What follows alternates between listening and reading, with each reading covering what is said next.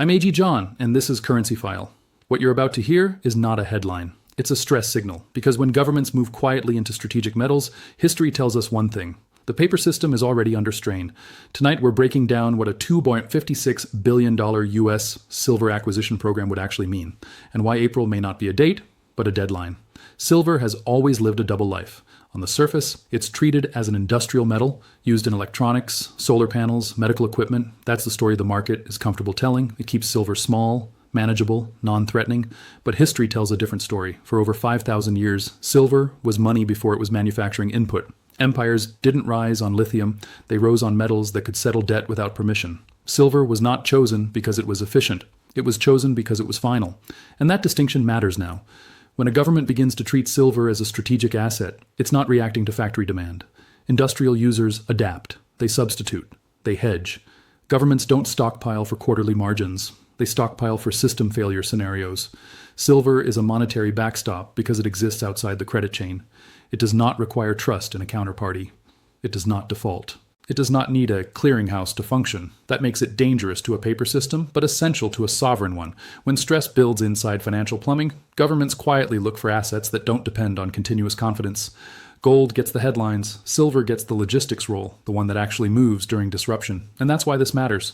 If silver were only industrial, governments would let the market handle it. They would subsidize production, not acquire inventory. They would manage prices, not custody metal. But once silver is treated as strategic, it crosses an invisible line, from commodity to contingency. This is not about profit. It's about what happens when supply chains fracture futures contracts, fail delivery, or currency swaps stall. In those moments, industrial demand collapses, but monetary demand explodes. Silver's liquidity at smaller denominations makes it uniquely suited for internal settlement, military logistics, and emergency procurement. It moves where gold cannot. It functions where paper fails. And history is clear on this pattern. Rome debased silver before it lost control. The British Empire hoarded it during trade disruptions. The United States removed it from coinage only after replacing it with confidence-backed paper. Silver exits the system quietly and re-enters loudly. So when policymakers suddenly care about silver availability, it tells us they are modeling scenarios where trust becomes conditional, delivery becomes uncertain, and monetary credibility needs reinforcement from something tangible. That is not an industrial story. That is a monetary defense posture. Silver doesn't replace currency in normal times. It replaces trust when normal times end. And when governments begin preparing for that transition, they never announce it directly. They simply start acquiring the metal, quietly. I'm AG John, and this is Currency File. What you're about to hear is not a headline. It's a stress signal. Because when governments move quietly into strategic metals, history tells us one thing. The paper system is already under strain. Tonight we're breaking down what a $2.56 billion US silver acquisition program would actually mean, and why April may not be a date, but a deadline.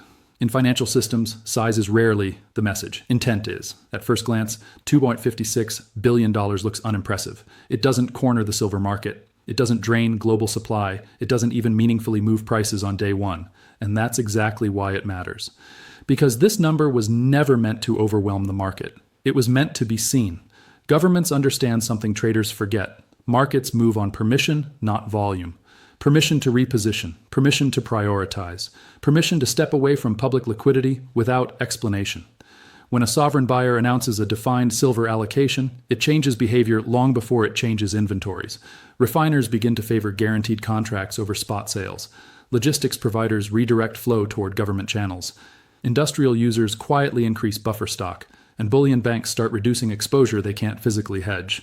None of this shows up on a price chart immediately, but it shows up in availability. That's how shortages form, not from panic, but from silent preference shifts.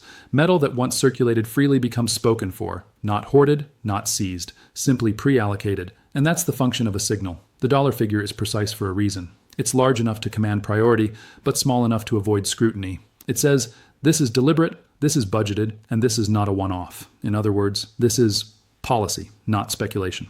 Historically, when governments want metal without disruption, they don't buy aggressively. They announce modestly. They allow the private sector to adjust in advance.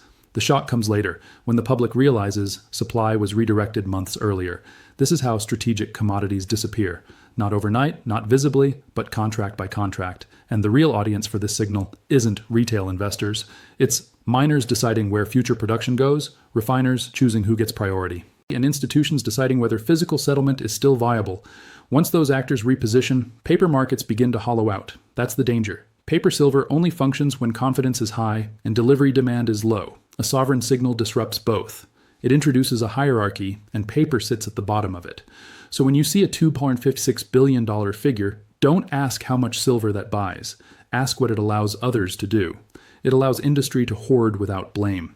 It allows banks to de-risk without headlines. It allows policymakers to test the system's elasticity without triggering panic. This is not accumulation. This is permission setting. And once permission is granted, markets don't revert. They recalibrate.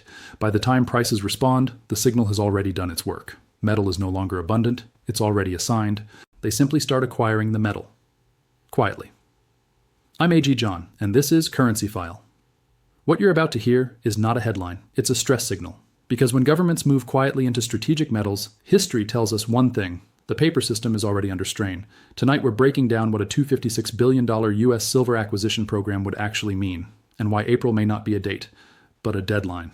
When financial stress approaches, systems don't fail on dates. They fail in windows. April matters not because it sits on a calendar, but because it sits at the intersection of multiple pressure points that rarely align unless something is already straining beneath the surface. Markets like certainty. Systems break under coordination. April is a coordination month. It's when futures contracts roll and settle. It's when fiscal quarters reset. It's when procurement schedules close and reopen. It's when inventory declarations, collateral requirements, and delivery obligations converge. Individually, none of these events are dangerous. Together, they form a stress test. A force majeure doesn't arrive as an explosion. It arrives as an excuse, legal language deployed when performance becomes impossible without admitting insolvency. And force majeure is always invoked after someone realizes they cannot deliver what was promised. Not because the metal doesn't exist somewhere in the world, but because it's not available where it's needed, when it's needed, under the terms that were agreed. That's the vulnerability of modern commodity markets. They are built on timing, trust, and substitution. Silver breaks that model when timing compresses. April compresses timing. Contracts written months ago assume liquidity that may no longer be there. They assume metal can be sourced, refined, transported, and delivered without friction, but friction increases when strategic demand quietly siphons supply away from public channels. And here's the critical point. Delivery failures don't start with shortages, they start with delays. A shipment postponed, a refiner overbooked, a quality spec renegotiated. Each delay is rationalized. Each one is survivable until they overlap. When overlapping obligations collide, someone must choose who gets metal and who gets cash. And once that choice is made, the illusion of equal access disappears. April is dangerous because it reveals priority. Who gets delivery first? Who gets paid instead? Who is told to wait? Force majeure exists to protect systems from admitting that hierarchy publicly. But markets feel it instantly. Liquidity thins, spreads widen, confidence retreats, and silver, because it sits between industrial necessity and monetary trust, absorbs that stress faster than most assets. This is why April should be viewed as a risk window, not a prediction. It's a moment where assumptions are tested simultaneously. If nothing breaks, confidence resets and markets move on. But if something slips, if even one major delivery chain falters, the response won't be loud. It will be procedural. Temporary measures, extraordinary clauses, emergency language. That's how systems signal distress without using the word crisis. And here's the part most people miss. Force majeure doesn't protect buyers. It protects issuers. It allows obligations to be redefined without defaulting outright. But every time it's invoked, trust is diluted. And once trust is diluted in a physical market, it never fully returns. Participants adapt. They shorten timelines. They demand higher premiums. They avoid paper promises altogether. Which is why April isn't about collapse. It's about repricing of reliability. If silver delivery reliability is questioned, even briefly, the paper structure built on it becomes suspect. And once that happens, physical metal stops behaving like a commodity and starts behaving like a liability shield. That transition doesn't need panic. It only needs one missed obligation during a crowded window. And April is crowded, not because of fear, but because of math. And systems fail on math long before they fail on emotion. They simply start acquiring the metal, quietly. I'm A.G. John, and this is Currency File. What you're about to hear is not a headline. It's a stress signal. Because when governments move quietly into strategic metals, history tells us one thing. The paper system is already under strain. Tonight we're breaking down what a $256 billion U.S. silver acquisition program would actually mean, and why April may not be a date, but a deadline. Paper silver only works under one condition, that most people never ask for the metal. The entire structure, futures, ETFs, unallocated accounts, derivatives, is not built to deliver silver, it's built to reference silver, to track it, to price exposure to it, not to move it, store it, or hand it over at scale. This distinction is not a conspiracy, it's architecture. Paper markets assume netting, they assume offsets, they assume that for every buyer demanding exposure, there is a seller willing to close out in cash. Physical delivery is treated as an exception, not a norm, and for decades, that exception stayed small because strategic demand was absent. Once governments enter the physical silver market, not as price managers but as priority buyers, that assumption collapses. Why? Because strategic demand does not roll contracts, it does not accept cash settlement, and it does not care about paper liquidity, it wants metal, in specific form, on a timeline. That creates a collision. Paper silver represents multiple claims on a single ounce. This leverage works only when confidence is high and delivery requests remain marginal. But when even a small percentage of holders shift from exposure to possession, the math breaks. Not gradually, instantly. This is where people misunderstand scarcity. Scarcity doesn't begin when silver runs out. It begins when deliverable silver runs out. A vault can be full while the market is functionally empty because the metal is already spoken for, pledged, or reserved. Strategic buyers don't remove silver from existence. They remove it from circulation, and circulation is what paper markets require to function. When sovereign demand pulls silver into long-term custody, it creates a hierarchy of access. Industrial users with contracts get priority, governments get priority. Everyone else gets repriced or redirected into cash. This is how paper markets fail without crashing. They don't implode.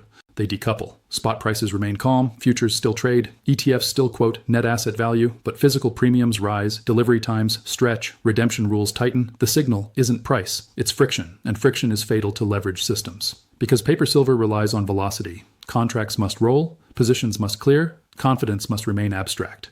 Once metal stops moving freely, abstraction collapses into logistics. At that point, the market quietly admits a truth it never wanted to confront. Paper silver is not a claim on metal. It's a claim on someone else's willingness to settle. Strategic demand removes that willingness. When governments buy silver, they are not competing with retail investors. They are competing with the settlement function itself. They force the system to reveal who actually gets delivery when it matters. And when that hierarchy is revealed, paper holders realize something uncomfortable. They are last in line. This is why paper markets respond defensively. Rules change, position limits appear, cash settlement becomes encouraged, redemption thresholds rise, not because of malice, but because the system must protect itself from its own structure. You cannot have infinite claims on finite metal once delivery becomes non-negotiable. Strategic demand makes delivery non-negotiable, and once that happens, paper silver doesn't explode. It empties. It continues trading, but disconnected from reality. Physical silver becomes something else entirely. Not an investment, not a trade, but a constraint on leverage, on promises, and on trust. And systems built on trust do not survive long once trust must compete with metal. They simply start acquiring the metal, quietly. I'm A.G. John, and this is Currency File. What you're about to hear is not a headline. It's a stress signal, because when governments move quietly into strategic metals, history tells us one thing. The paper system is already under strain. Tonight we're breaking down what a $256 billion U.S. silver acquisition program would actually mean, and why April may not be a date, but a deadline. Markets are conditioned to assume motive, profit motive, efficiency motive, return on investment motive. But states don't operate on those incentives. When governments move into strategic metals, they are not chasing yield. They are reducing vulnerability, and the language they use, budgets, programs, procurement, often disguises the real objective: continuity of power under stress. Silver sits at a quiet intersection of modern geopolitics. It is embedded in energy transmission. It is embedded in communications. It is embedded in weapon systems, satellites, and guidance technology. And unlike many strategic materials, silver has a long monetary memory. It functions across systems, across borders, and across regimes. That makes it uniquely valuable in a world where trade assumptions are no longer stable.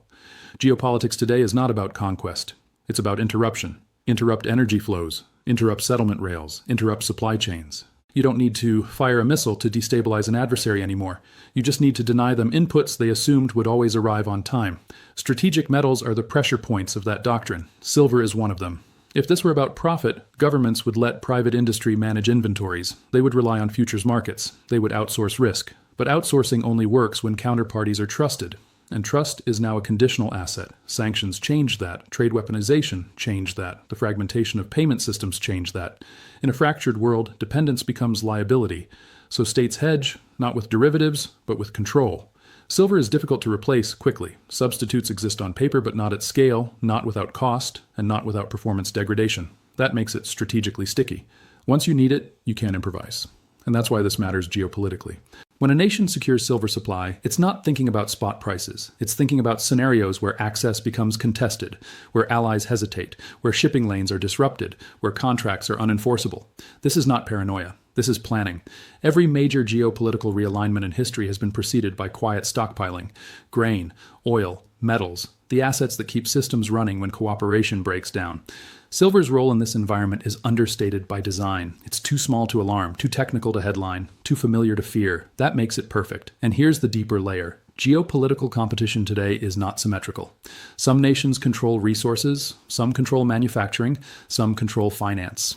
Silver touches all three. Control over silver supply doesn't just ensure domestic resilience, it constrains adversaries, it raises their costs, it introduces delays, it forces substitutions that weaken performance.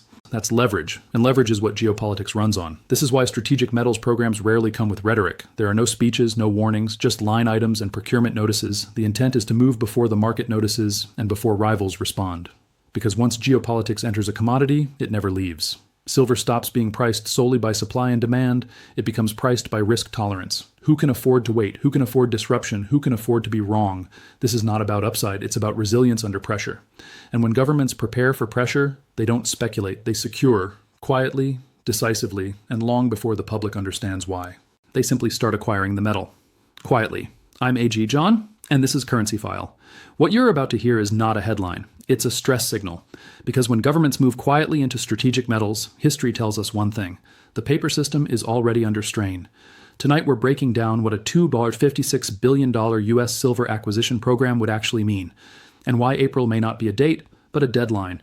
No financial system ever announces its own failure. It redefines its obligations. That is what force majeure is. Not a surprise, not an accident, not an act of God, but a legal mechanism for survival. It is how institutions preserve continuity when performance becomes impossible under the terms originally promised. Force majeure is not invoked during chaos. It is invoked during order under strain. When systems are truly collapsing, rules are ignored. When they are merely cracking, rules are rewritten. Force majeure lives in that narrow corridor between control and confession. And that's why it matters. In commodity markets, force majeure is the moment when the system quietly admits that price discovery no longer guarantees delivery. It is the admission that contracts were written for a world that no longer exists, one where logistics were smooth, trust was abundant, and substitutions were always available. Silver exposes this faster than most assets, because silver is small enough to be overlooked, but critical enough to be irreplaceable. It moves through just-in-time systems that assume constant flow. When that flow slows, even slightly, obligations stack up, and stacked obligations force decisions. Who gets metal? Who gets delayed? Who gets paid instead? Force majeure answers those questions without saying them out loud. It reframes failure as circumstance. But markets are not fooled by language. They respond to behavior. When delivery clauses are softened, participants learn. When timelines stretch, they adapt. When cash settlement replaces metal, trust erodes. And once trust erodes in a physical market, it never returns to its prior state. Because the lesson is permanent. The promise was conditional. This is why force majeure is contagious. Once invoked, it resets expectations across the entire system. Buyers shorten contracts, sellers demand premiums, intermediaries reduce exposure. Everyone assumes the next disruption will come sooner and last longer. The system survives, but it changes character. It becomes defensive, and defensive systems prioritize self-preservation over fairness.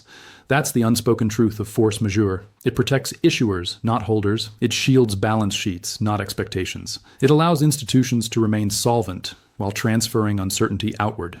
Silver holders feel this first, because silver markets are thin relative to their paper claims. They rely on confidence that delivery will remain rare. Force majeure shatters that confidence, not with a bang, but with a footnote. And once delivery is questioned, silver stops behaving like a commodity. It becomes a test of who actually owns metal and who merely assumed they did.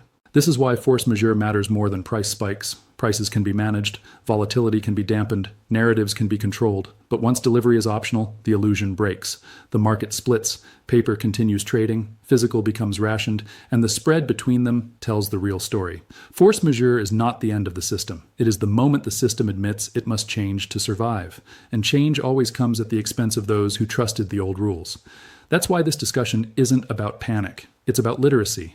Understanding how systems fail gracefully, because graceful failure still redistributes risk. It still picks winners and losers. It still reveals hierarchy. Silver has always been present at those moments in history. Not because it causes collapse, but because it measures stress. And when force majeure language begins to appear around it, that tells us something critical.